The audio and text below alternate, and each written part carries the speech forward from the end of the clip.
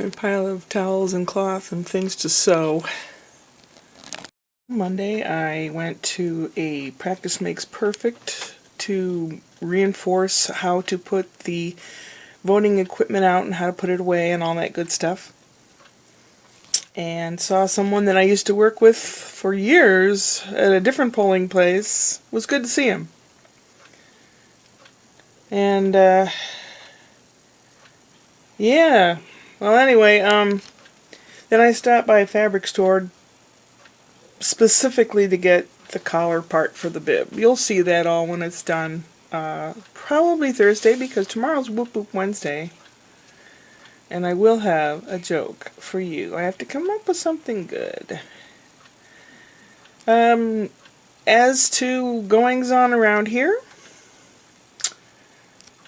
it's still same old, same old. I have 1 or 2 meals left over, and then I get to make a bunch more. I'm down to the last 3 or 4 blood thinner pills, and they're torn in half, so I've been weaning myself off of them. Otherwise you get a stroke, and I don't need that. The only kind of stroke I want is from someone else, so, you know what I mean? Oh, did she really say that? I guess you could hear the cat snoring.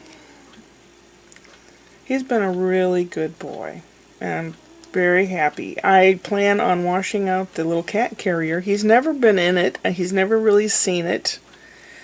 What I'm going to do is wash it and introduce him to it as a fun place to kind of go and hide out, maybe a nap place. And I have to think of how I want to set up the car. I'm thinking of building like a little area in the back seat that has his litter box on the floor, and then his little carrier case, and then maybe a way to